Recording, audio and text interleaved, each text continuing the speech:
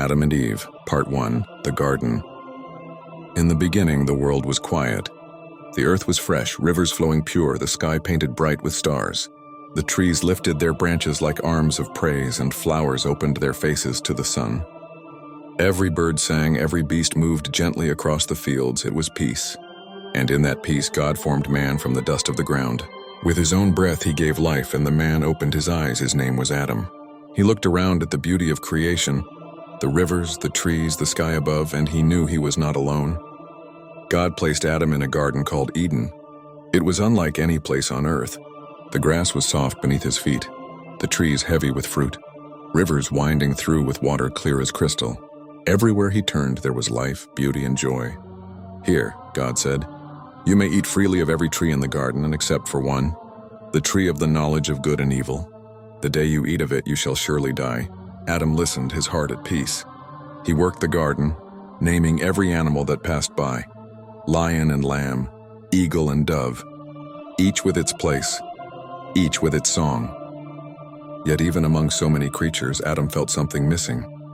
So God caused Adam to fall into a deep sleep. And while he slept, God took from his side and formed a woman. When Adam awoke, she stood before him, gentle, radiant, alive. He smiled, his heart full, and said, "This is bone of my bones and flesh of my flesh. She shall be called woman, for she was taken out of man." Her name was Eve. Together they walked through the garden, hand in hand. No fear, no shame, no sorrow touched them. The air was sweet, the rivers sang, the world was whole. And at the center of Eden grew two great trees. One was the tree of life, whose fruit gave everlasting days. The other was the tree of the knowledge of good and evil, the one God had forbidden. Its branches stretched high, its fruit gleaming like jewels. Adam and Eve would pass it often, glancing at its beauty yet turning away. For now their joy was enough. They rested in God's presence. They lived in harmony with all creation, and in the cool of the evening, God himself would walk with them, his voice gentle as the wind among the leaves. The garden was perfect. Their hearts were innocent. The world was whole. But soon a whisper would come, a voice unlike the voice of God. A question would be asked, and the story of Adam and Eve would take a turn that would echo through all of history. Adam and Eve, Part 2, The Temptation. The garden is peaceful. Rivers flow gently, trees heavy with fruit, birds sing soft melodies. Adam and Eve walk hand in hand, clothed not in garments, but in innocence. There is no shame, no fear. Only the joy of life and the presence of God who walks with them in the cool of the evening. At the heart of the garden grows the tree of the knowledge of good and evil. Its fruit glimmers like jewels, red and golden, hanging in silence. Each time Adam and Eve pass, their eyes linger. It is beautiful. But they remember God's words. "You shall not eat of it, for on the day you eat, you shall surely die." One day, a new voice enters the garden. Soft, sly, curling like smoke in the air. It comes from the serpent, more cunning than any creature. The serpent speaks to Eve. "Did God really say you must not eat from any tree in the garden?"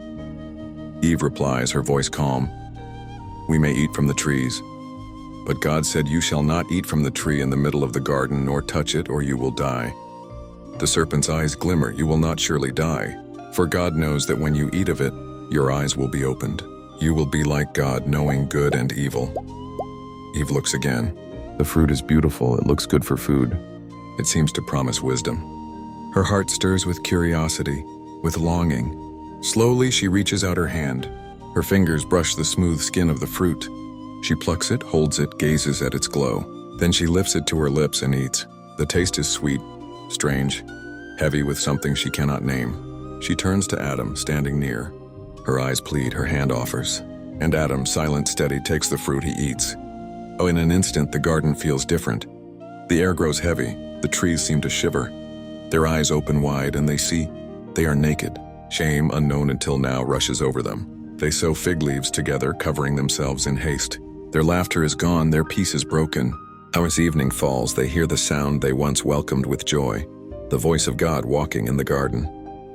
But now, instead of running to him, they hide among the trees. Their hearts pound. Fear has entered where once there was only love. And God calls out, "Adam, where are you?" The silence of the garden is broken. The story of temptation has begun.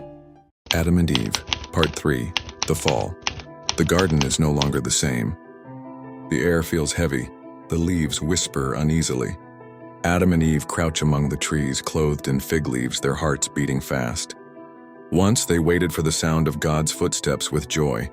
Now they hide, and then the voice comes, gentle yet searching. "Adam, where are you?" Adam steps forward slowly, trembling. "I heard you in the garden," he whispers, "and I was afraid because I was naked, so I hid." God's voice asks, "Who told you that you were naked? Have you eaten from the tree I commanded you not to eat?" Adam lowers his eyes. "The woman, the one you gave me, she gave me the fruit and I ate." Then God turns to Eve. "What is this you have done?" Her voice is soft, heavy with shame. "The serpent deceived me and I ate." The truth is spoken. The innocence is gone, and the weight of disobedience settles upon the garden. God turns to the serpent first. "Because you have done this, cursed are you above all animals. You will crawl on your belly, and dust you will eat all the days of your life. And I will put enmity between you and the woman, between your offspring and hers. He will crush your head, and you will strike his heel." Then to the woman, "With pain you will bring forth children. Your desire will be for your husband, and he will rule over you." And to the man, "Because you listened to your wife and ate from the tree, cursed is the ground because of you. Through painful toil you will eat of it all the days of your life. Thorns and thistles it will produce for you. By the sweat of your brow you will eat your food until you return to the ground. For dust you are, and to dust you shall return." Adam and Eve stand silent, the weight of the words pressing deep. The garden seems dimmer, the trees less bright, the rivers less sweet. The harmony is broken. Yet even here in judgment there is a glimmer of hope. For in the promise to the woman, of a seed that would one day crush the serpent, there is a whisper of salvation to come. God himself makes garments of skin for Adam and Eve, soft, heavy, covering their shame more fully than fig leaves could. It is a sign of care, even in their failure. But the garden can no longer be their home. The tree of life stands at its center, its fruit eternal. And if they eat from it now, they will live forever in their brokenness. So God sends them out of Eden, out into a world of toil and pain, yet also of promise and hope. At the entrance of the garden, he places cherubim, angels with a flaming sword flashing back and forth, to guard the way to the tree of life. Adam and Eve walk into the unknown hand in hand. The night sky stretches above them, wide and unending. Tears fill their eyes, but in their hearts lingers a faint echo, that one day somehow God will make a way. Adam and Eve, Part 4, The Expulsion. The Garden of Eden lies behind them. Its rivers still flow, its trees still bloom, but for Adam and Eve the way back is closed. The flaming sword of the cherubim flashes at the entrance, bright and fierce, guarding the path to the tree of life. They stand for a long moment looking back. Memories flood their hearts. The cool evenings when God walked with them, the laughter that once filled the garden, the peace of innocence now gone. Adam reaches for Eve's hand. Together they turn away and step into a world unknown. On the ground beneath their feet feels harder now. Thorns pierce the soil, the air carries the weight of sorrow. No longer do the trees offer fruit freely. Now Adam must labor, sweat upon his brow, strength in his hands to bring forth bread from the earth. Eve too carries the weight of sorrow. Her heart is tender, yet touched with pain. She will bring forth children, but with tears and struggle. Still, even in this burden, there is a glimmer of promise, that through her seed one day salvation will come. And as days pass, Adam and Eve build a life outside the garden. They gather wood for shelter, shape stones for tools. They learn the rhythm of sunrise and sunset, the cycle of planting and harvest. Life is harder, slower, but life continues. They look upon the stars at night, the same stars that once shone above Eden, the same heavens that declare God's glory. And though they are far from the garden, they are not far from his gaze. Sometimes Eve closes her eyes and remembers the voice of God in the garden. Sometimes Adam dreams of the tree of life, its fruit glowing like jewels. Longing fills them, yet so does hope. Hope that one day the brokenness will be healed. And when their first child is born, they hold him close, their tears mingling with joy. Here in their arms is new life, a sign that though they have fallen, the story is not over. The garden is closed, but God's plan is not. The flaming sword still guards the way, but his promise still shines. From dust they were made, to dust they will return. Yet through their line, one will come who will crush the serpent's head and bring life once more. And so Adam and Eve walk on, not into paradise, but into the wide world of toil and tears, where love and hope must carry them forward. The garden is behind, the journey is before, and the story of humankind has just begun. Cain and Abel, Part 1. The first brothers beyond the garden, life has begun anew. Adam and Eve work the earth, planting, tending, gathering. And in time, children are born to them. The first is Cain, strong and steady. The second is Abel, gentle and watchful. Cain grows to be a farmer. He tills the soil, sows seed, and brings forth crops from the ground. Abel becomes a shepherd, guiding flocks across the fields, leading them to water and grass. Two brothers, two paths of life. The family grows, but still the memory of Eden lingers. Adam tells his sons of the garden they lost, of the God who created all things, of the promise of salvation yet to come. The boys listen, their hearts stirred by the stories, though each in a different way. Listen, one day Cain and Abel bring offerings to the Lord. Cain gathers fruits from the ground, the harvest of his fields. Abel selects the firstborn of his flock, the choicest lambs, pure and unblemished. The offerings are laid before God, and the Lord looks with favor upon Abel and his gift. But on Cain and his offering he does not look with favor. Cain's heart burns with anger. His face falls dark and heavy. He feels the weight of rejection, the sting of pride wounded. God speaks to him gently. Why are you angry? Why is your face downcast? If you do what is right, will you not be accepted? But if you do not do what is right, sin is crouching at your door. It desires to have you, but you must master it. The words linger like morning mist, but Cain's heart does not soften. His anger grows, his envy deepens. One day Cain says to Abel, "Let's go out to the field." The air is quiet, the sun warm on the earth, but in Cain's heart a storm rages, and there in the open field envy overcomes him. Cain rises against his brother, and Abel falls. The ground drinks Abel's blood, the first death, the first sorrow among humankind. Then comes the voice of God. "Cain, where is your brother Abel?" Cain answers, his words sharp, his heart hiding. "I don't know. Am I my brother's keeper?" But the Lord replies, "What have you done? Your brother's blood cries out to me from the ground. Now you are cursed from the earth, which has opened its mouth to receive your brother's blood. When you work the soil, it will no longer yield its crops to you.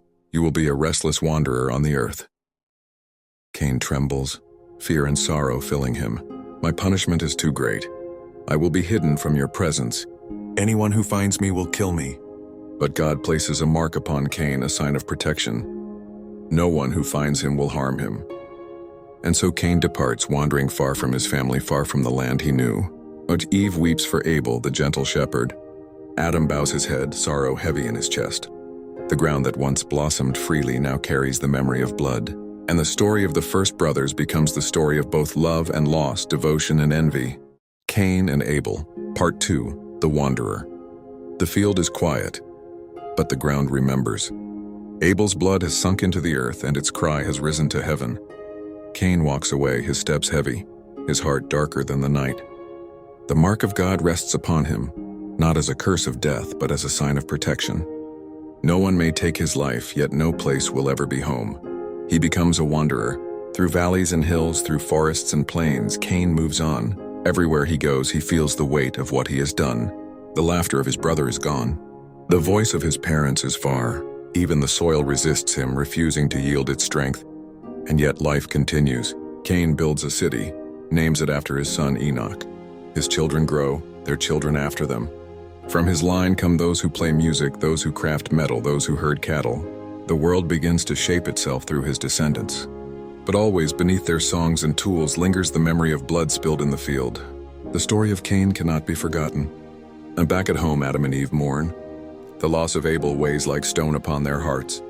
One son gone to death, another gone to wandering. The garden is long behind them, yet sorrow seems to grow like thorns around their lives.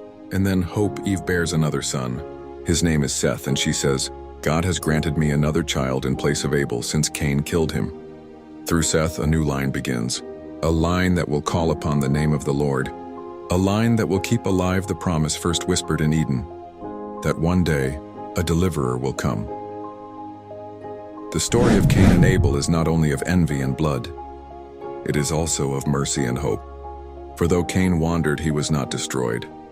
And though Abel died, his faith still speaks. And through Seth, the promise of life continues. The night falls, stars shining above the earth. The ground lies quiet once more, but the lessons remain.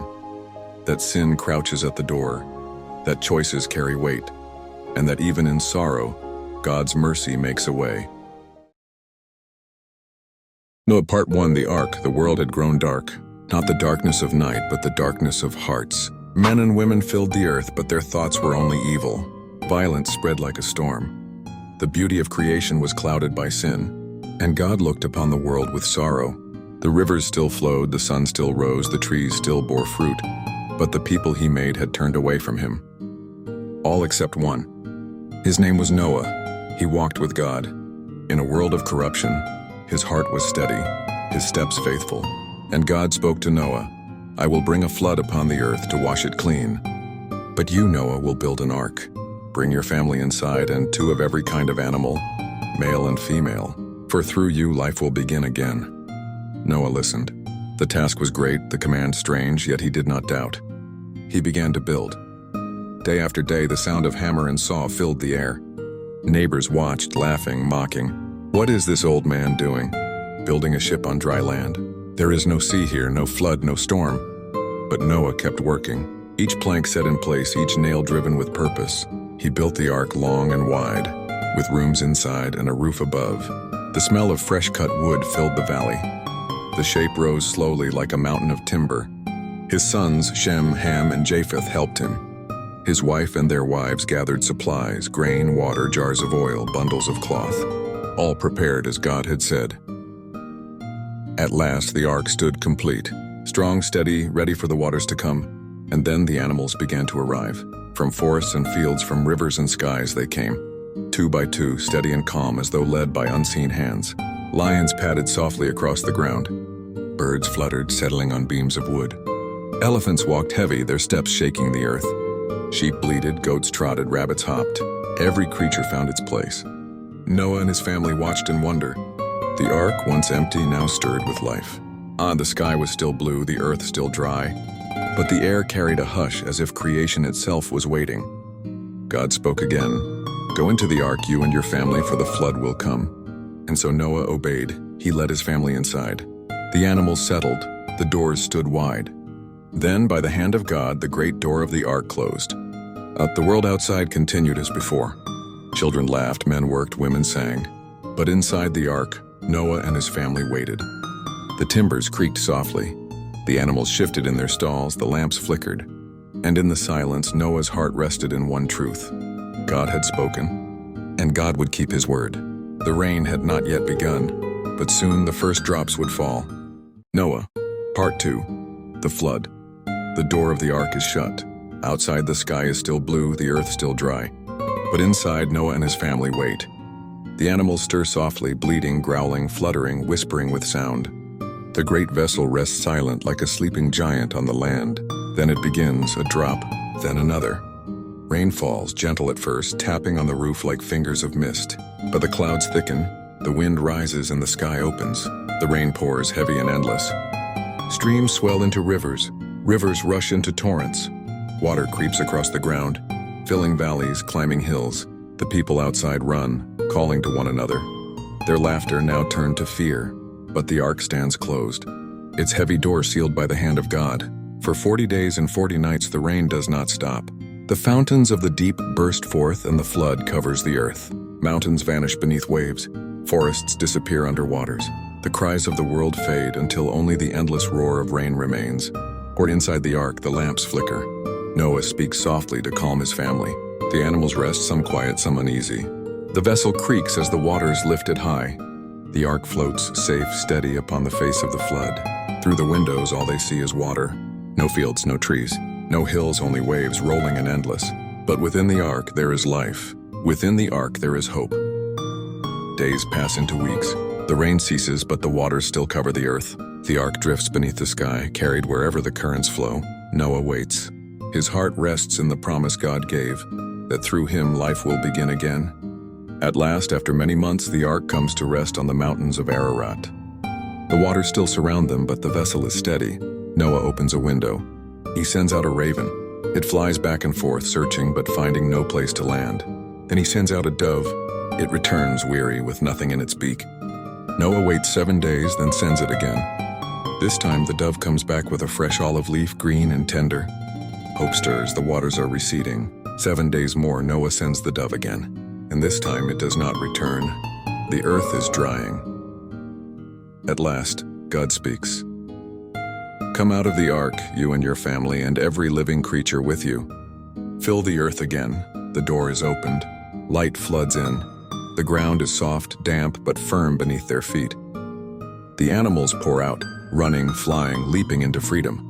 Lions stretch, birds soar, deer bound across the land. Noah steps onto the earth. He builds an altar of stone. Upon it, he offers sacrifice to God, an offering of thanks, of faith, of new beginnings. And the Lord smells the sacrifice with pleasure and speaks, Never again will I curse the ground because of man. Never again will I destroy all living creatures as I have done. As long as the earth endures, seed time and harvest, cold and heat, summer and winter, day and night shall never cease. Noah, Part 3, The Rainbow. The flood is over. The earth, once drowned beneath the waters, now lies fresh and clean. The air carries the scent of new soil, washed pure by the rains. The hills glisten under the sun, and streams trickle gently through the valleys. Life begins again. Noah, his family, and all the creatures step out from the ark. Their feet touch the soft ground. Birds stretch their wings and soar into the open sky. Animals run free, some slow and gentle, others fast and strong. For the first time in many months, the world is open, wide, alive. Noah builds an altar from stones. There he offers sacrifice to God, an offering of thanks, of worship, of faith. The smoke rises upward, curling into the clear sky. It is the first worship upon the new earth, and God is pleased. He speaks to Noah, his voice steady, filled with promise. Never again will I curse the ground because of man. Never again will I destroy all living creatures with a flood. Be fruitful and increase in number and fill the earth. The fear and dread of you will fall upon the beasts, the birds, the creatures that move along the ground, and the fish of the sea. Everything that lives and moves will be food for you. Just as I gave you the green plants, I now give you everything. But you must not eat blood, for in the blood is life. And for the lifeblood of man I will demand an accounting.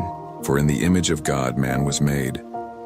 Then the Lord makes a covenant, not only with Noah, but with all living creatures, and with the earth itself. This is my covenant with you. Never again will a flood destroy the earth. This is the sign I give. I set my rainbow in the clouds. It will be the sign of the covenant between me and the earth. Whenever the rainbow appears, I will remember my promise. And so it is, the clouds part. The sun breaks through, shining warm across the land. And there, stretching across the sky, appears the first rainbow. Its colors glow softly. Red, orange, yellow, green, blue, indigo, violet, an arch of light binding heaven to earth. The family gazes upward in wonder. Children smile. Even the animals seem still, as though watching. The rainbow shines not only as beauty, but as a reminder that judgment has passed, that mercy endures, that life once lost has been restored. Noah's sons begin to plant the land. Seeds press into the soil, sprouts rise under the sun. Vines climb, grain sways, flocks graze. The earth, cleansed and renewed, begins to yield once more. At night, Noah looks at the stars. The same stars once seen by Adam. The same sky beneath which Abel's blood cried out. The same heavens that now stretch over a world made new. And whenever the clouds gather and the rains fall, Noah remembers the promise. The rainbow will appear again. And with it the assurance that God's mercy is greater than wrath and his covenant endures through every generation. The Tower of Babel. The flood is long past. Noah's sons and their children have spread across the earth. The land is green again. Rivers flow, fields are sown, flocks graze under the wide sky. The people are many and they speak one language. With one voice they share their thoughts, their songs, their plans. The world feels whole. As they travel eastward, they come to a plain in the land of Shinar. The ground is flat, the soil rich, the air open and free. Here they settle, building homes, planting crops, raising families. But soon their hearts turn to something more. One voice rises among them. Come, let us make bricks and bake them hard. And they do, bricks not stone, tar not mortar. They discover their strength, their skill, their unity. Another voice follows. Come, let us build a city for ourselves, one with a tower that reaches to the heavens, so that we may make a name for ourselves and not be scattered over the face of the earth. The people cheer, their voices blend as one, and so they begin. The work is loud and busy. Hands mold clay into bricks. Ovens fire them hard. Carts creak under heavy loads. The foundation rises wide and strong. Layer by layer, the tower climbs. Dust fills the air and voices shout, guiding the work higher and higher. Pride grows with each stone lifted. Their eyes look upward toward the sky. We are strong, we are united. We will reach heaven itself. But the Lord comes down to see the city and the tower. He looks upon the people, their unity, their ambition, and he says, if as one people speaking the same language they have begun to do this, then nothing they plan will be impossible for them. Come, let us go down and confuse their language so they will not understand each other. And so it happens. Suddenly voices clash. A worker calls for brick, but his neighbor hears only strange sounds. Another asks for water but receives only silence. Confusion spreads like fire. Shouts rise, hands wave, eyes widen. The work stops. The tower stands unfinished, its peak lost in dust. The people scatter. Some go north, some south, some east, some west. Each group carrying a new tongue, a new song, a new story. Families move apart, lands grow distant, nations are born. The city is left behind, half-built, its tower broken. They call its name Babel, which means confusion. And there it stands, a monument not to glory but to pride undone. The sun sets upon the plain. The tower casts a long shadow. But the voices that once filled the air are gone. Silence settles, broken only by the wind. And so the story of Babel becomes a lesson carried through the ages. That human pride rises high, but God's will stands higher still. That the tongues of men may divide, yet his purpose gathers all. Abraham, Part 1. The Call. The world has scattered since Babel. Nations rise. Families spread across valleys and mountains. Tongues differ like the colors of dawn. Yet in the midst of all people, one man's story will become the root of a promise.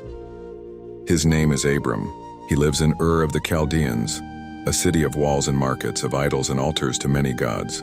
The streets are busy, the houses firm, the land familiar. Here Abram lives with his wife Sarai, his father Terah, and his kin. He is not young, his hair touched with age, his wife barren, their home secure. But God's eyes are upon him. One night beneath the stars the Lord speaks. His voice is clear, deep as the earth, wide as the heavens. Leave your country, your people, and your father's householding, and go to the land I will show you. I will make you into a great nation. I will bless you and make your name great. You will be a blessing. All peoples on earth will be blessed through you. The words stir Abram's heart. They are both promise and mystery. He does not know the land. He does not see the future. But he hears the voice of the living God. So Abram gathers his household. Servants pack belongings. Sheep and goats are herded. Tents are folded. His wife Sarai walks beside him, her step steady though her womb is empty. And with his nephew Lot, Abram sets out. The road stretches far. Fields give way to deserts, deserts to hills. Nights are spent beneath the open sky, stars shining bright above them. The voice of God lingers in Abram's soul, guiding each step. At last they come to the land of Canaan. The hills rise gentle.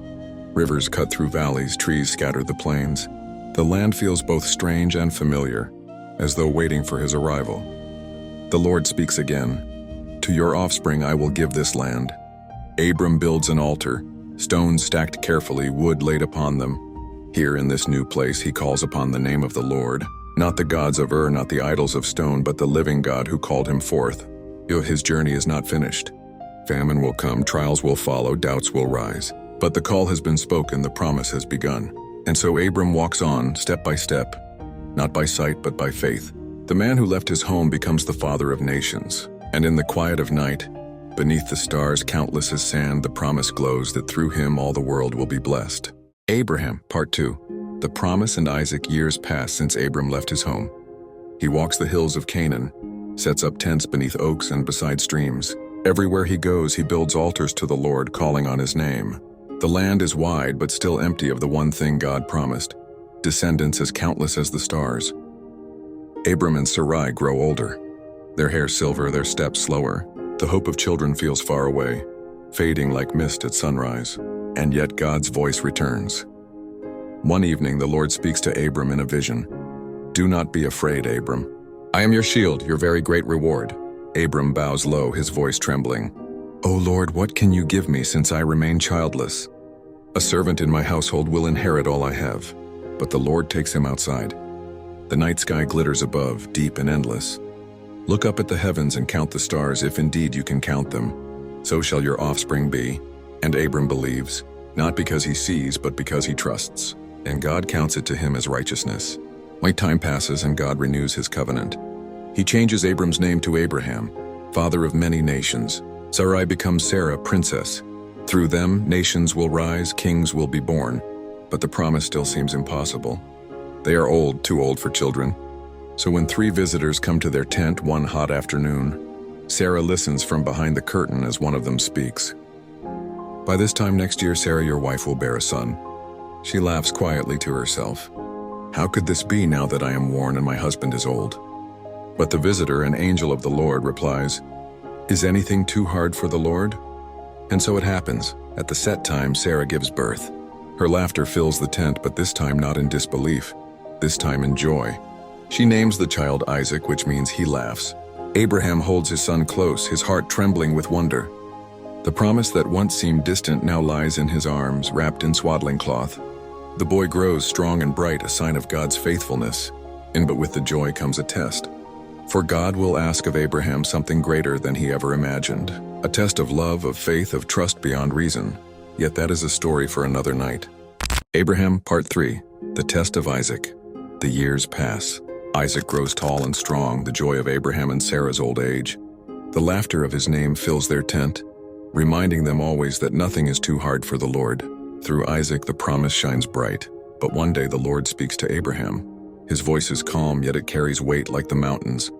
Abraham. Here I am, Abraham replies. Take your son, your only son Isaac, whom you love. Go to the region of Moriah. Sacrifice him there as a burnt offering on a mountain I will show you. The words fall heavy like stone upon Abraham's heart. His son, his promise, his joy, and yet without question he obeys. Early in the morning, Abraham rises. He saddles his donkey, takes 2 servants, and gathers wood for the offering. Isaac walks beside him unaware.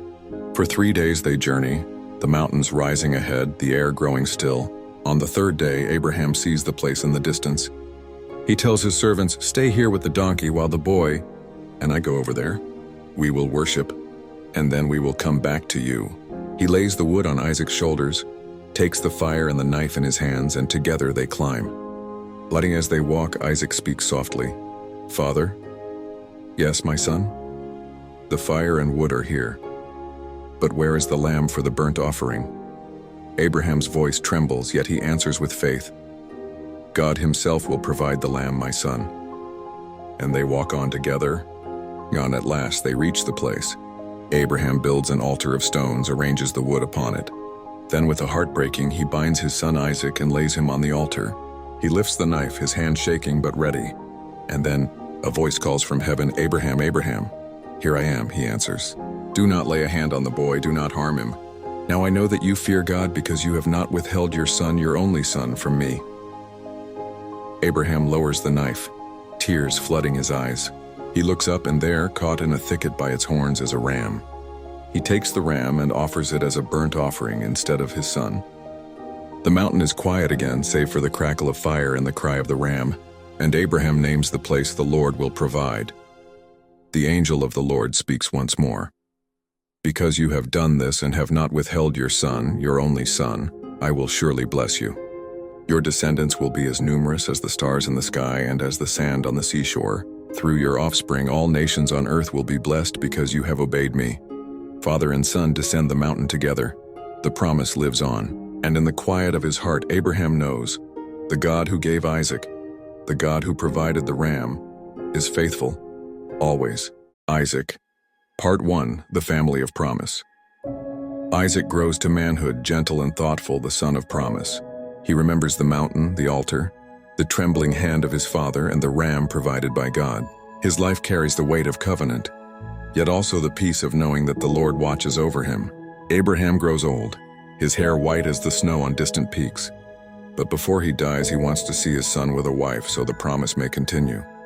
But Abraham calls his servant, the elder of his household, and says, Swear to me that you will not take a wife for my son from the daughters of the Canaanites. Go instead to my country, to my relatives, and bring a wife for Isaac. The servant obeys. He travels far with camels laden with gifts until he reaches the city of Nahor. Beside a well outside the city, he prays, O Lord, God of my master Abraham, give me success today. Let the young woman who offers me water and also draws water for my camels be the one you have chosen for Isaac." Before he finishes speaking, a young woman comes. Her name is Rebecca. She is kind and beautiful, carrying a jar upon her shoulder. When the servant asks for a drink, she lowers the jar quickly. "Drink, my lord," she says, and when he finishes, she adds, "I will draw water for your camels also until they have finished drinking." The servant bows in awe. God has answered his prayer. He gives her gifts of gold and silver and asks to stay at her father's house. But on that night, the servant tells her family all that has happened. He speaks of Abraham, of Isaac, of the prayer answered at the well, and Rebekah's family agrees. "This is from the Lord. Here is Rebekah. Take her, and let her be the wife of your master's son as the Lord has directed." So Rebekah rises the next morning, her heart steady, her spirit brave. She leaves her family and travels with the servant back to Canaan. In the fields at evening, Isaac walks alone, lifting his eyes to heaven. The sun glows low, the air is quiet, and there in the distance he sees the caravan approaching. His heart stirs. Rebekah sees him too. She asks the servant, "Who is that man in the field?" "It is my master," he replies. She covers herself with a veil, and when she meets Isaac, the servant tells all that has happened. Isaac takes Rebekah into his mother Sarah's tent. She becomes his wife and he loves her, and with her the story of the promise continues. Years will bring both joy and sorrow, struggles between their sons, famine and blessing, faith and fear. But on that evening, beneath the wide sky, Isaac and Rebekah begin their life together. The covenant lives on, carried in their hearts, passed to the next generation. Isaac, Part 2. Jacob and Esau, Isaac and Rebekah live in the land of Canaan. Years pass, but their tent is quiet. No children's laughter fills the air. No small footsteps run across the floor. Rebekah's heart grows heavy, yet Isaac does not lose hope. He prays earnestly to the Lord, and God hears. At last, Rebekah conceives, but her pregnancy is hard. The children within her struggle, turning and pressing. She seeks the Lord, asking, "Why is this happening to me?" And the Lord answers, "Two nations are in your womb. Two peoples will come from within you, and they will be separated. One will be stronger than the other, and the older will serve the younger." When the time comes, she gives birth to twin boys. The first emerges red and covered with hair, so they name him Esau. The second grasps his brother's heel as he is born, so they name him Jacob. The boys grow quickly, each with his own nature. Esau becomes a skillful hunter, a man of the open fields. Jacob is quiet, staying among the tents. Isaac loves Esau, for he brings him game to eat, but Rebekah loves Jacob. One day Esau returns from the fields, weary and hungry. Jacob is cooking stew, its fragrance filling the tent. "Quick, let me have some of that red stew," Esau says, "for I am famished." Jacob looks at him calmly. "First, sell me your birthright," Esau laughs bitterly. "Look, I am about to die.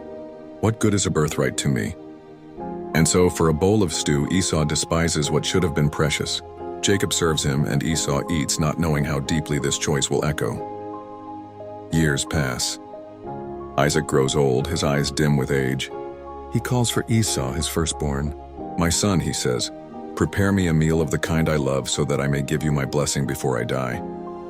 Esau departs for the hunt, but Rebekah hears and her heart stirs. She remembers the word of the Lord that the older would serve the younger. So she calls Jacob and whispers her plan. She prepares a meal quickly, dressing Jacob in Esau's clothes. She covers his hands and neck with goatskins to mimic his brother's hair, and Jacob goes to his father's tent. But Isaac, blind and weak, reaches out. "The voice is Jacob, but the hands are Esau's," he says. Still, he eats the food and then blesses his son. "May God give you heaven's dew and earth's richness, an abundance of grain and new wine. May nations serve you and peoples bow down to you. Be Lord over your brothers." When Esau returns and learns what has happened, his cry is bitter, piercing the tent. "Bless me too, my father," he pleads. But Isaac cannot take it back. The blessing is given. Jacob has received it. From that day, hatred burns in Esau's heart. "I will kill my brother Jacob," he vows. And Rebekah, hearing this, sends Jacob away to her family in Haran. So Jacob flees, carrying not wealth or strength, but a blessing, a promise, and a destiny that will shape nations. Jacob, Part 1. The Dream at Bethel. Jacob flees into the wilderness. The sun burns by day, the night chills his bones. Behind him lies Esau's anger, sharp as a sword. Ahead lies uncertainty, a road long and unknown. Yet within his heart, the blessing of his father rests heavy and mysterious. He walks until the light fades. The sky glows with stars countless as the promise given to Abraham. Weary, Jacob searches for a place to rest. With no tent, no bed, he takes a stone and sets it under his head. Upon the earth beneath the heavens, he lies down to sleep. And then a dream. He sees a ladder set upon the earth, its top reaching to heaven. Angels ascend and descend upon it, radiant as fire yet gentle as light. The sky opens, and above the ladder stands the Lord. The voice of God speaks, "I am the Lord, the God of Abraham your father and the God of Isaac. The land on which you lie I will give to you and to your offspring. Your descendants will be like the dust of the earth, spreading west and east, north and south. Through you and your offspring, all nations of the earth will be blessed. I am with you and will watch over you wherever you go. I will not leave you until I have done what I have promised you." Jacob wakes, his heart trembling. The night air is still, yet charged with holiness. He whispers, "Surely the Lord is in this place, and I did not know it." Fear and awe fill him. He looks around at the barren stones and sand, and yet to him, it feels like a house of God, a gate of heaven. He takes the stone he used as a pillow, sets it upright, and pours oil upon it. This place he names Bethel, meaning house of God. And there Jacob makes a vow. "If God will be with me, if he will watch over me on this journey, provide me with food to eat and clothes to wear, so that I return safely to my father's house, then the Lord will be my God. And of all that you give me, I will give back a tenth." The dawn breaks, painting the sky gold. Jacob rises, stronger in spirit, though still a wanderer. His journey to Haran continues, his steps guided by the promise of God. Behind him lies the fear of Esau. Before him lies the family of his mother, and a story yet unfolding. But in his heart he carries Bethel, the dream of a ladder, the voice of God, the assurance that he is not alone. Jacob, Part 2. Wrestling with God. Years pass. Jacob lives in Haran, serving his uncle Laban. There he marries Leah and Rachel, builds a family, gathers flocks and wealth. But his heart never forgets the land of promise. At last the Lord says, "Return to the land of your fathers and to your kindred, and I will be with you." So Jacob sets out with his wives, his children, his servants, and all his flocks.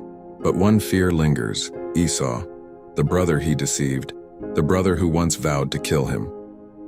And Jacob trembles at the thought of meeting him again. He sends messengers ahead, carrying gifts of goats, sheep, camels, cattle, and donkeys. "Tell my lord Esau," Jacob says, "that your servant Jacob is coming. May he look on me with favor." The messengers return with troubling news. Esau is coming, and 400 men are with him. Jacob's heart shakes. He divides his people into two camps, thinking, if Esau attacks one, the other may escape. That night he prays, "O God of my father Abraham, God of my father Isaac, you who said, 'Return to your land and I will prosper you,' I am unworthy of all the kindness and faithfulness you have shown. Deliver me, I pray, from the hand of my brother Esau, for I fear him that he may come and strike me and the mothers with the children. But you said, I will surely make your descendants like the sand of the sea, too numerous to count." Night falls heavy. Jacob sends his wives, children, and possessions across the river Jabbok, and he remains alone. The wind stirs the trees. The water whispers below, and then, out of the darkness, a man appears. He grapples with Jacob. Hands grasp, feet press, bodies strain. The struggle lasts through the night, neither yielding, neither letting go. As dawn nears, the man touches Jacob's hip, and it wrenches from its socket. Pain floods him, yet still he clings. The man says, "Let me go, for the day breaks." But Jacob, breathless, wounded, will not release him. "I will not let you go unless you bless me." The man asks, "What is your name?" "Jacob," he replies. And the man says, "Your name shall no longer be Jacob, but Israel, for you have struggled with God and with men, and have prevailed." Then Jacob asks, "Please tell me your name." But the man answers, "Why do you ask my name?" And there he blesses him. The sun rises golden upon the horizon. Jacob limps away, his hip weakened, but his spirit strong. He names the place Peniel, saying, "I have seen God face to face, and yet my life is spared." The river flows, the birds sing, the camp waits beyond. But Jacob, now Israel, knows his life has changed forever.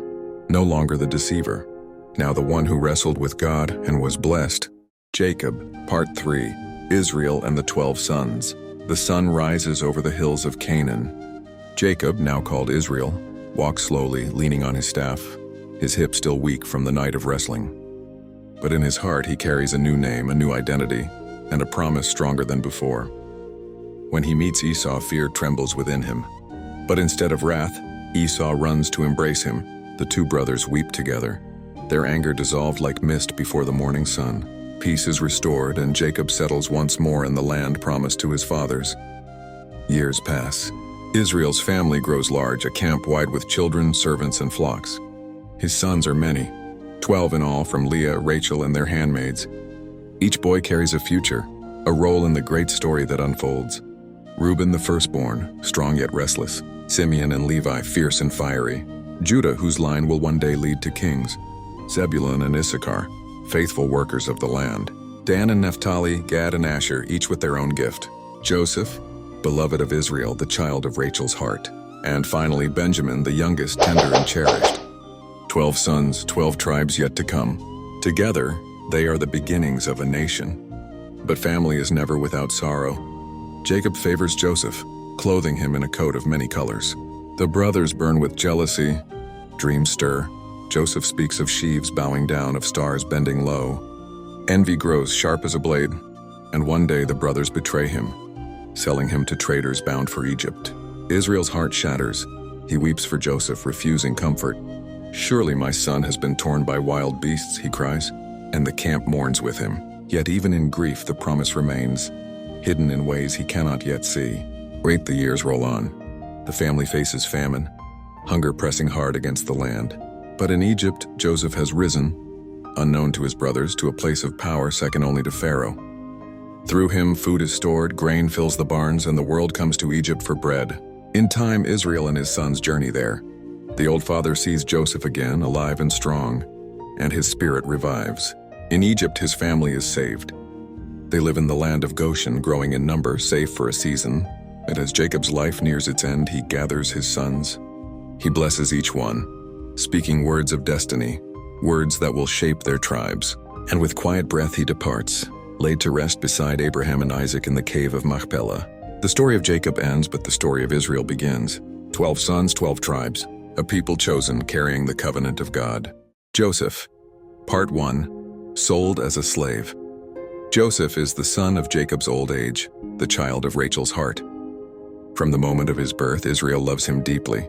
He weaves for Joseph a coat of many colors, bright and beautiful, a sign of special favor. But what shines to the father stirs envy in the brothers. The older sons watch Joseph with narrowed eyes. They see the way their father's gaze lingers on him, the way his steps are lighter, his smile warmer. Resentment grows deep and sharp. On Joseph himself dreams dreams. One night he sees sheaves of grain in the field, his brother's sheaves bowing down to his. Another time he dreams of the sun, the moon, and 11 stars bowing low before him. In his innocence he tells these dreams aloud. But to his brothers they sound like pride, like mockery. Do you intend to reign over us? They ask, their voices bitter. Even Jacob rebukes him, though he keeps the words in mind, and the brothers' hatred burns hotter still.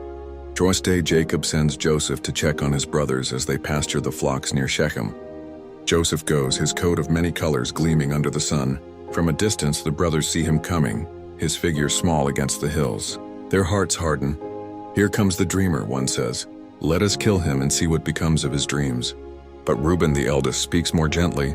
Do not shed blood. Throw him into this cistern here in the desert, but do not lay a hand on him. He hopes to rescue Joseph later.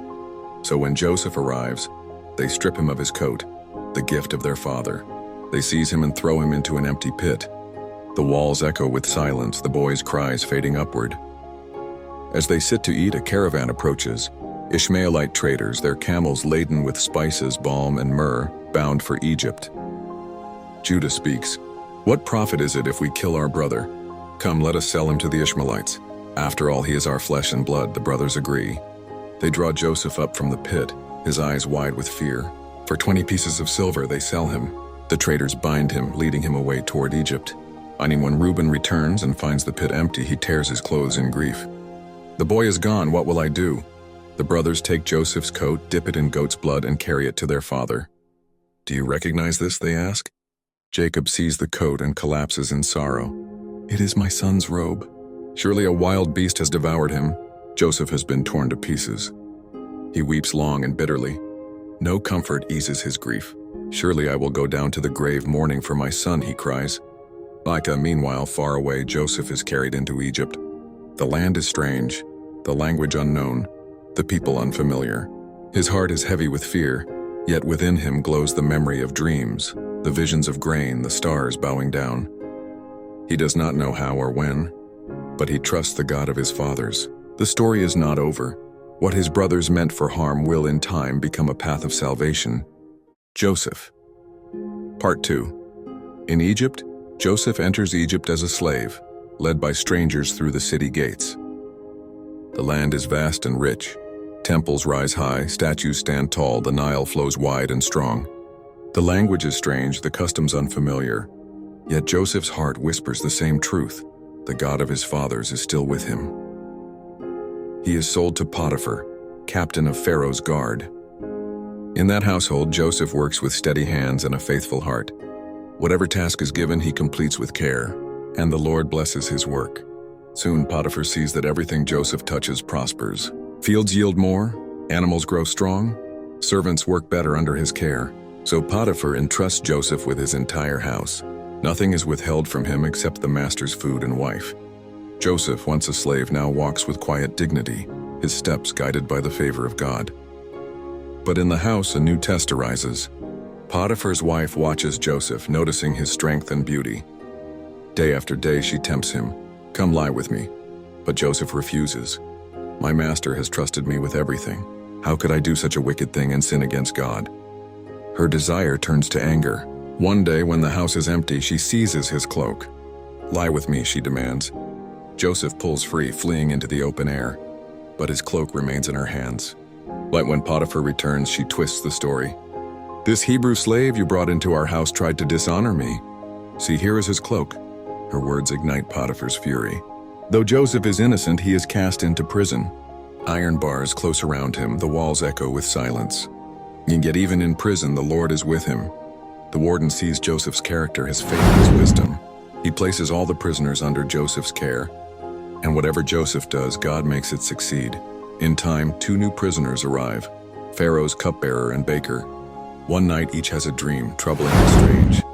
In the morning, Joseph sees their faces and asks gently, "Why do you look so sad?" "We both had dreams," they reply, "but no one can interpret them." "Do not interpretations belong to God?" Joseph says, "Tell me your dreams." The cupbearer speaks first. In my dream, a vine with 3 branches budded, blossomed, and produced clusters of ripe grapes. I took the grapes, squeezed them into Pharaoh's cup, and placed it in his hand. Joseph smiles. This is its meaning. The 3 branches are 3 days. Within 3 days, Pharaoh will restore you to your position, and you will place his cup in his hand once more. But remember me when it is well with you. Speak of me to Pharaoh, for I was taken from the land of the Hebrews and placed here unjustly. The baker speaks next. In my dream, 3 baskets of bread were on my head. In the top basket were baked goods for Pharaoh, but birds ate from it. Joseph's face grows solemn. This is its meaning. The 3 baskets are 3 days. Within 3 days, Pharaoh will lift off your head and the birds will eat your flesh. And so it happens. On Pharaoh's birthday, the cupbearer is restored, the baker is executed. But the cupbearer forgets Joseph. Days turn to months, months to years. Joseph waits in prison, his hope dim yet unbroken.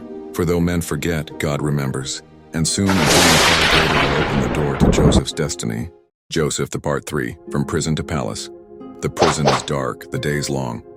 Joseph waits, his heart resting in the promises of God. 2 years pass since he interpreted the dreams of the cupbearer and the baker, and still the cupbearer forgets him. But one night Pharaoh himself dreams. He sees 7 fat cows grazing by the Nile, healthy and strong. Then 7 thin cows come up and devour them, yet remain as lean as before. He wakes troubled, but sleeps again. This time he sees 7 heads of grain, full and good. Then 7 thin, scorched heads swallow them up. In the morning, Pharaoh's spirit is restless. He calls for magicians, wise men, interpreters of dreams, but none can explain. Then the cupbearer remembers. Today I'm reminded of my failures. 2 years ago, when Pharaoh was angry, I and the baker were imprisoned. We both dreamed, and a Hebrew youth interpreted for us. As he said, it happened. I was restored, the baker was executed. Pharaoh sends at once for Joseph. Joseph is brought quickly from the dungeon. He shaves, changes clothes, and stands before the throne. Pharaoh looks at him, his voice heavy with authority. I have dreamed a dream, and no one can interpret it. But I have heard it said of you that you can. Joseph bows low. I cannot, he says softly, but God will give Pharaoh the answer he desires. Pharaoh tells his dreams. Joseph listens, his heart steady, his spirit attuned. Then he speaks. The two dreams are one. God has shown Pharaoh what he is about to do. 7 years of great abundance will come throughout Egypt, but 7 years of famine will follow, so severe that all the abundance will be forgotten. Now let Pharaoh look for a wise and discerning man to oversee the land. Let him collect 1/5 of the harvest during the 7 plentiful years and store the grain. So when famine comes, the people will not perish. Pharaoh and his officials are amazed. Can we find anyone like this man in whom is the Spirit of God? Pharaoh turns to Joseph. Since God has made all this known to you, there is no one so discerning and wise as you. You shall be in charge of my palace, and all my people will obey your word. Only with respect to the throne will I be greater than you. He removes his signet ring and places it on Joseph's finger. He dresses him in fine linen, hangs a gold chain around his neck, and has him ride in a chariot as second in command. And as Joseph passes, men call out, "Bow the knee." The famine comes just as God revealed. But in Egypt, storehouses overflow with grain. From every land, people travel to Egypt for bread. And Joseph, once sold as a slave, once forgotten in prison, now opens the storehouses of Pharaoh. His brothers too will come, bowing before him, unknowingly fulfilling the dreams of long ago. Through Joseph, many lives will be saved, and the journey of sorrow has become a story of redemption. From pit to prison to palace, Joseph stands as proof that what men intend for evil, God can use for good. And beneath the vast sky of Egypt, Joseph remembers the dreams of his youth. At last, he understands. Moses, Part 1, The Child in the Basket. The night is quiet along the river Nile. The water flows gently, carrying with it the secrets of ages. The reeds sway in the breeze, whispering like soft voices. Above, the sky glows faintly with stars, watching silently. By the river's edge, a woman kneels. Her shoulders bend under the weight of sorrow, yet her hands are steady. She holds a bundle close to her chest, wrapped in cloth soft as whispered prayers. It is her child, her son, a tiny boy breathing gently in sleep. But danger fills the land. Pharaoh has commanded that every Hebrew boy must die. The mother's heart breaks, but her courage is greater than her fear. She has woven a basket from reeds sealed with pitch to keep out the water. It is fragile, yes, but it is all she has. With trembling hands, she places her child into the little ark. Her lips press against his forehead one last time. Tears fall like dew upon the cloth. And then, with a breath heavy as the night, she pushes the basket into the current. The river carries it slowly, rocking it like a cradle. The child stirs but does not wake. His small hand curls into a fist, then relaxes. The water hums softly as though singing him to sleep. From the reeds nearby, a young girl watches. It is Miriam, the baby's sister. Her eyes are wide, her heart beating fast. She follows the basket with careful steps, never letting it out of sight. Morning comes. The sun rises warm across the waters. And at that very moment, the Pharaoh's daughter walks down to the river. She comes with her maidservants, their laughter gentle, their robes brushing the reeds. Then she sees it, a basket caught among the rushes. She calls for it to be brought to her. The cloth is opened, and there lies the child. The baby cries, his voice small but piercing. The princess gasps softly. She knows this must be a Hebrew child, yet her heart is moved with compassion. She lifts him gently, her eyes soft with pity. This one, she whispers, I will keep. Miriam steps forward bravely. Shall I find a Hebrew woman to nurse the child for you? She asks.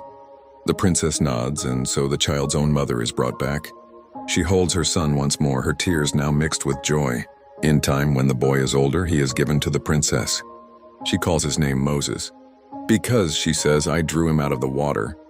And so the story begins.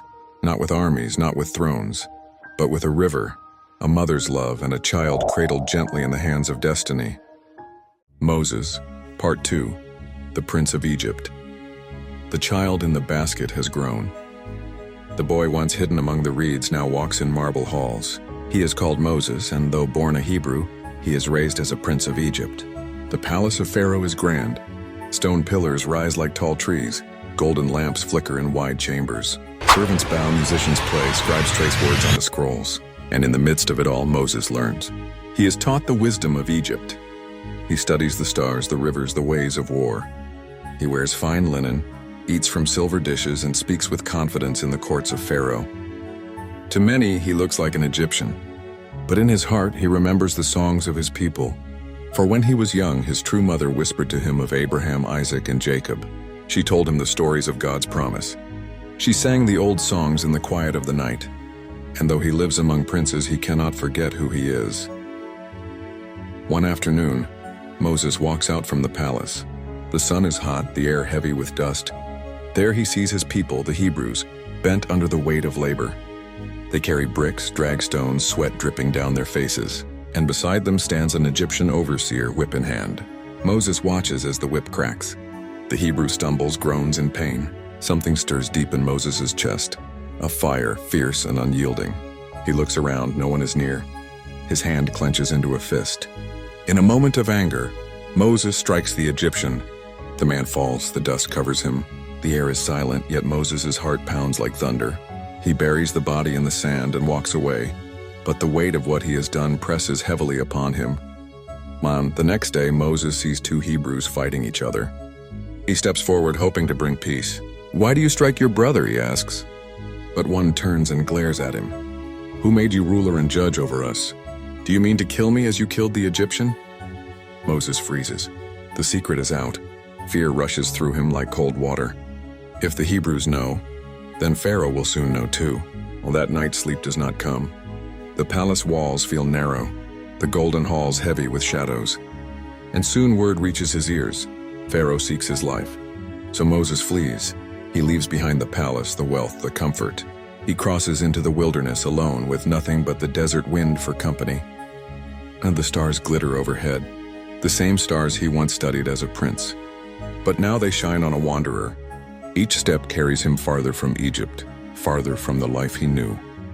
He is no longer prince, no longer ruler, only a fugitive in the wide wilderness. And yet, though Moses does not know it, this is not the end. It is only another beginning. Moses, Part 3. The wilderness and the burning bush. The desert stretches wide and endless. Rolling hills of sand, sharp stones, and a silence deeper than sleep. Here Moses walks far from the palace of Egypt. Once a prince, now a wanderer. In time, he finds a new life. In the land of Midian, he helps shepherds at a well. He marries Zipporah, the daughter of Jethro, priest of Midian. He becomes a shepherd, guiding flocks across the valleys, up the slopes, beneath the endless sky. Years pass quietly. Each day is marked not by the sound of trumpets, but by the bleating of sheep. Each night is not filled with feasts, but with the glow of stars above his tent. Life is simple, gentle, almost forgotten. But deep inside, something still stirs, like an ember hidden in the ashes. When one evening, Moses leads his flock near Mount Horeb. The air is cool, the wind soft upon the stones. He hears the shuffle of sheep, the tap of his staff. Then he sees it, a bush, ordinary in shape, small among the rocks, but burning. Flames flicker, bright and alive, yet the branches are not consumed. The fire glows, but the leaves remain. The bush burns, but is not destroyed. Moses blinks, steps closer, his heart quickening. What is this strange sight, he wonders. He moves nearer, and then a voice. Moses, Moses, he stops, trembling. Here I am, he whispers. The voice replies, do not come closer. Remove your sandals, for the place where you stand is holy ground. With trembling hands, Moses unties his sandals. His bare feet touch the earth. It feels alive, warm, humming, sacred. The voice continues, I am the God of Abraham, the God of Isaac, the God of Jacob. I have seen the misery of my people in Egypt. I have heard their cries, I know their suffering. And I have come down to deliver them. Now go. I am sending you to Pharaoh to bring my people out of Egypt. Moses falls to his knees. His voice shakes. Who am I that I should go to Pharaoh?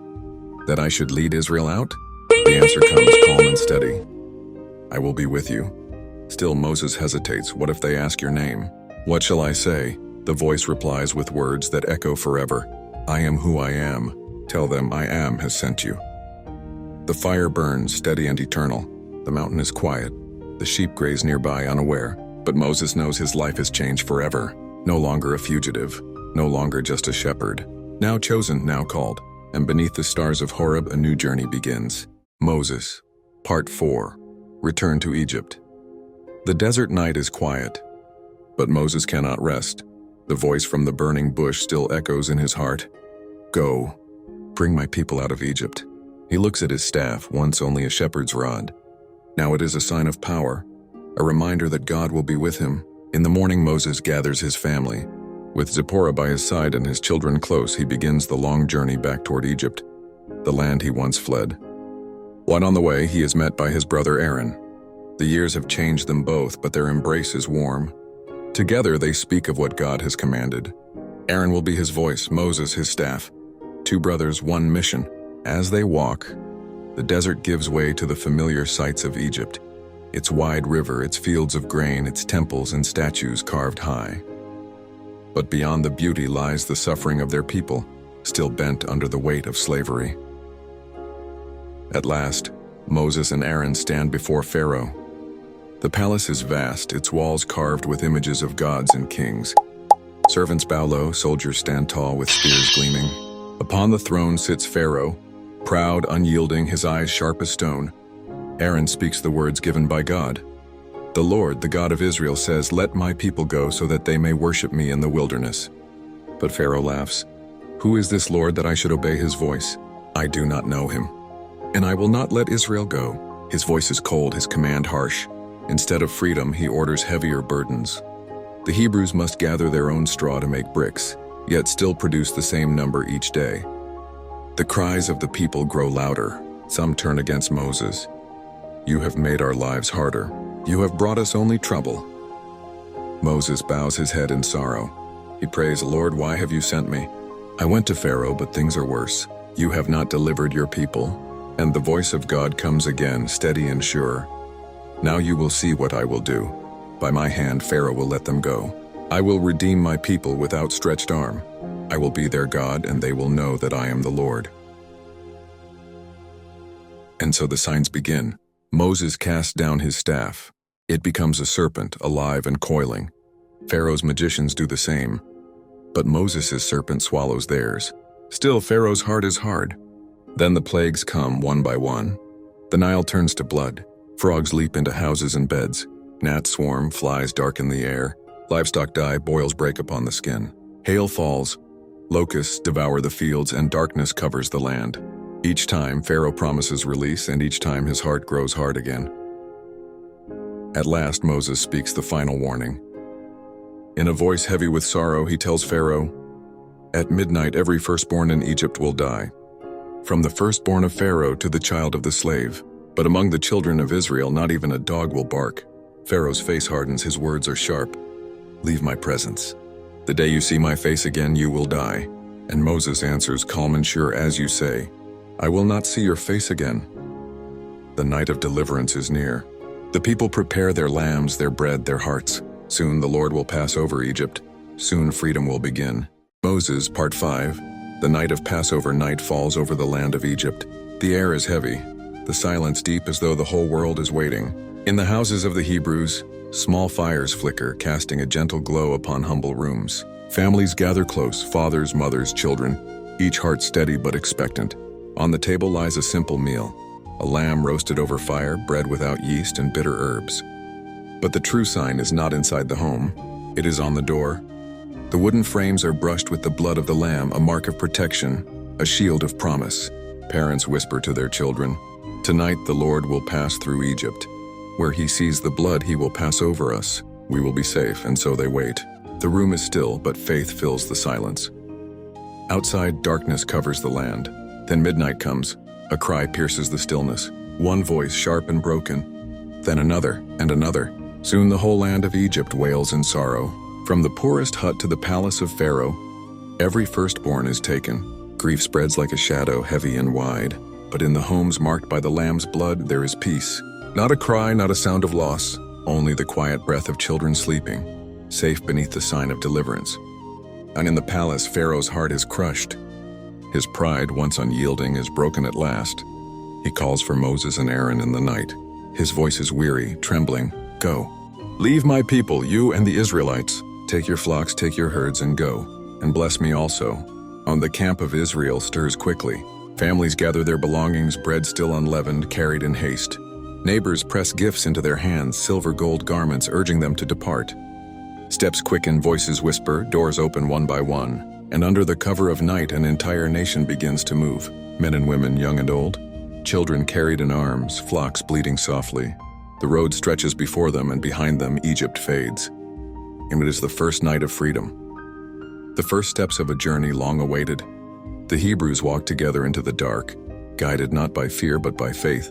And as the stars shine above, the memory of this night is sealed forever. A lamb. A mark upon the door. A promise kept, a people delivered. Moses, year part 6, the Red Sea crossing. The people of Israel walk through the night. Step after step, thousands of footsteps press into the sand. Behind them lies Egypt, heavy with sorrow. Before them stretches the wilderness, wide and unknown. Children cling to their mothers, elders lean on staffs. The low sound of sheep and cattle blends with murmurs of tired voices.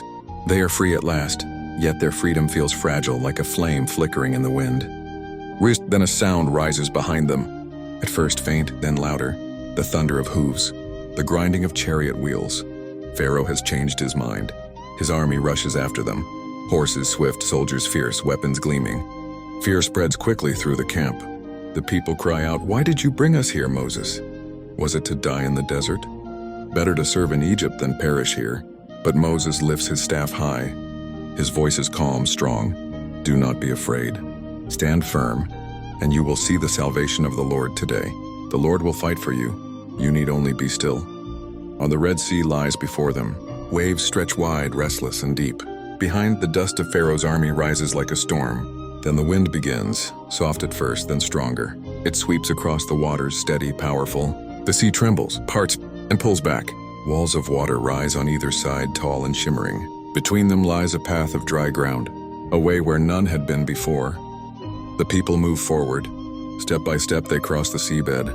Children walk wide-eyed, staring at the towering waters. Mothers hush them softly, guiding them on. The ark is carried in the midst, steady, unshaken. All night they walk. The sea holds firm. The path stays clear. But Pharaoh's chariots charge into the opening. The horses scream, wheels grind, confusion spreads. The ground shifts beneath them, heavy with mud. The soldiers stumble, trapped in chaos. As dawn breaks, Moses raises his staff once more. The wind ceases, the waters rush back with a roar. The sea closes over the army of Pharaoh. Horse and rider swept away. And then silence. The waves roll calmly again as though nothing had happened.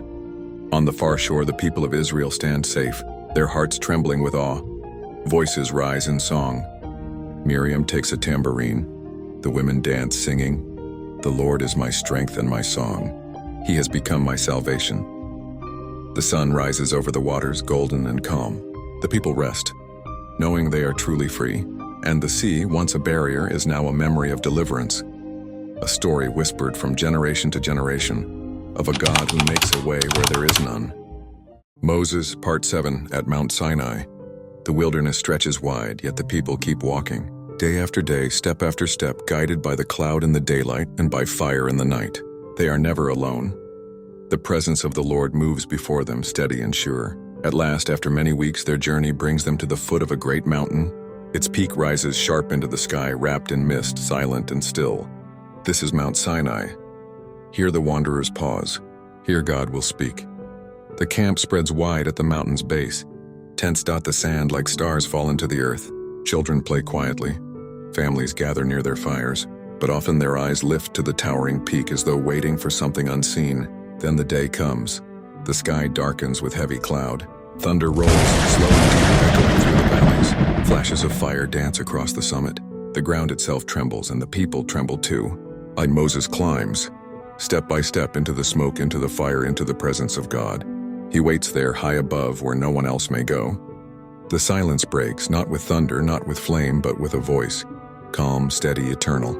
"I am the Lord your God, who brought you out of Egypt, out of the land of slavery. You shall have no other gods before me. You shall not make for yourself an idol. You shall not misuse the name of the Lord your God. Remember the Sabbath day and keep it holy. Honor your father and your mother. You shall not murder. You shall not commit adultery. You shall not steal. You shall not give false testimony. You shall not covet." The mountain shakes, but the words stand firm, not written on parchment, not carved by men, but engraved by the very hand of God upon stone. 10 words of covenant, 10 paths of life, 10 commandments for a people newly free. When Moses descends, the tablets rest heavy in his arms, yet holy in their weight. The people gather near, their voices hushed, their eyes wide. These are not just laws, they are promises, a way of living, a way of belonging, a way to walk with the God who saved them. The fire fades from the mountain, the thunder grows quiet, and in the stillness the people rest in the shadow of Sinai.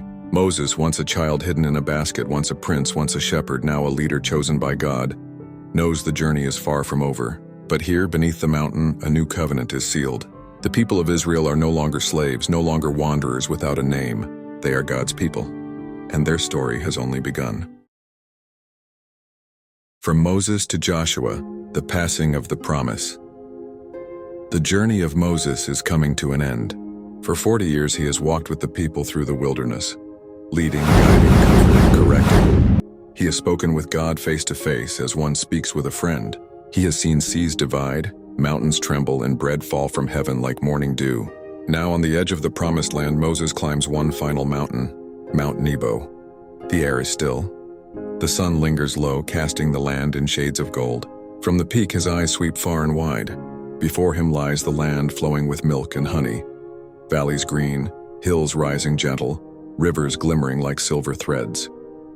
This is the land he longed for, the land promised to Abraham, Isaac, and Jacob. The land his people will call home. But Moses knows he will not enter.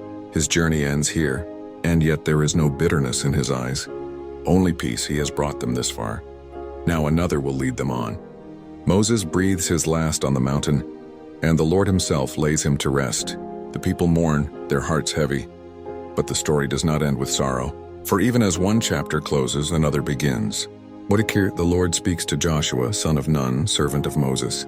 His voice is steady, strong, and full of promise. Moses, my servant is dead.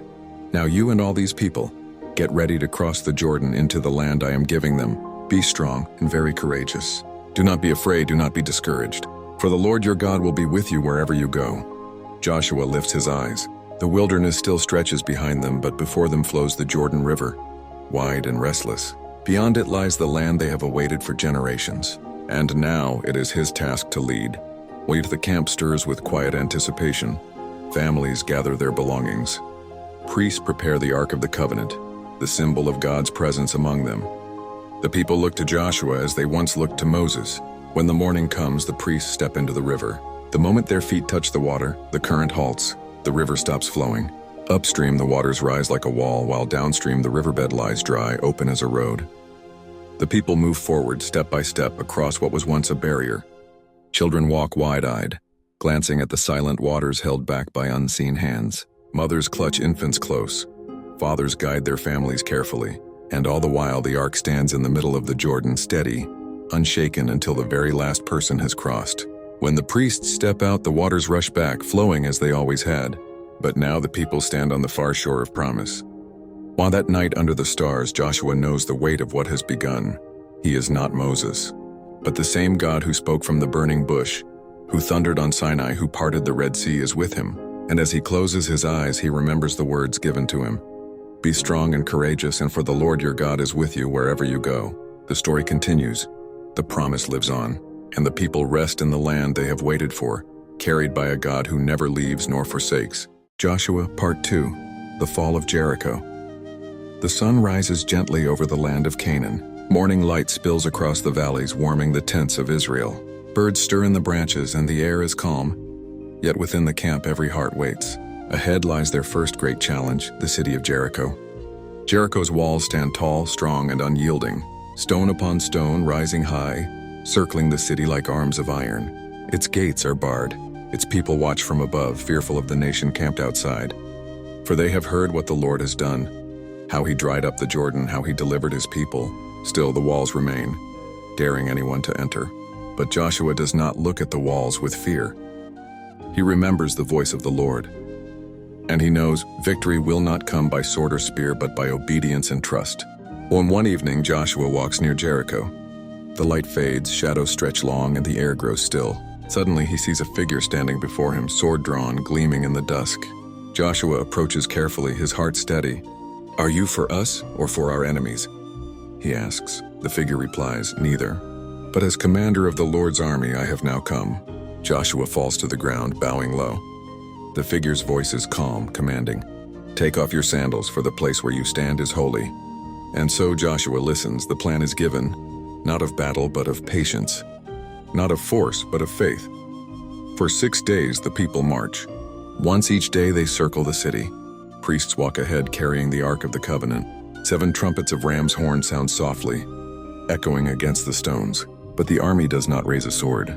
The people do not shout. They move in silence, only footsteps and the low cry of the horns. Inside the city, fear grows. The people of Jericho watch from the walls, wondering what this strange procession means.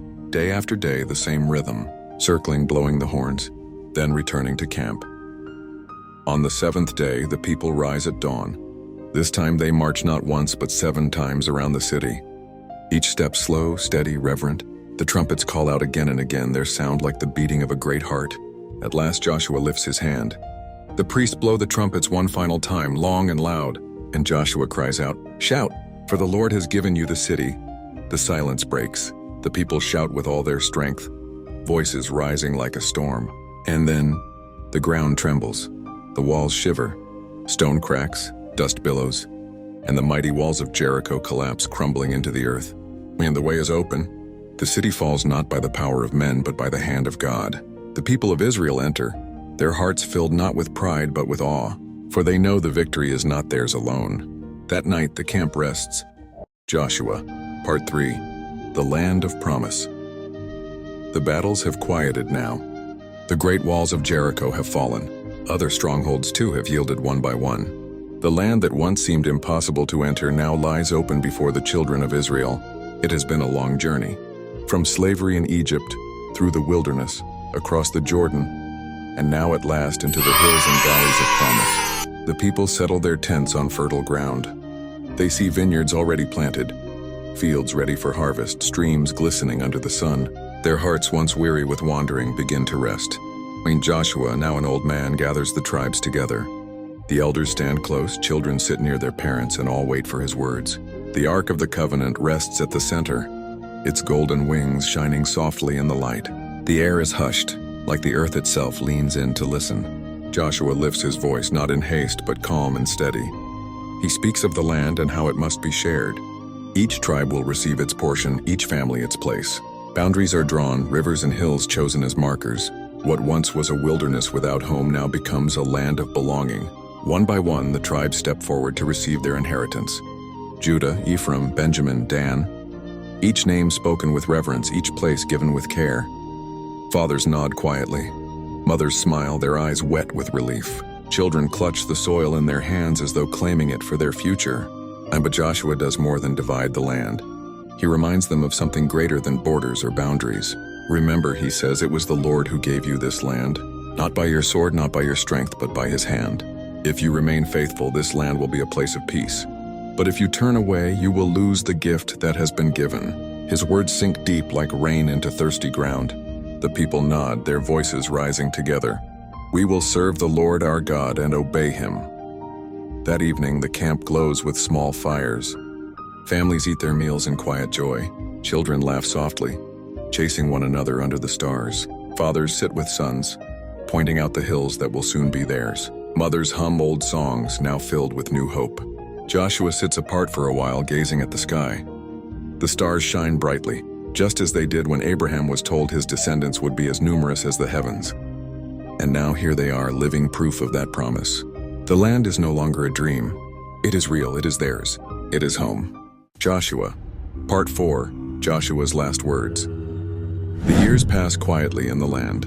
The tribes have settled, each in their own place. Fields are planted, vineyards bloom, sheep graze on the hillsides. The people who once wandered without a home now rise each morning in the land promised long ago. But Joshua has grown old.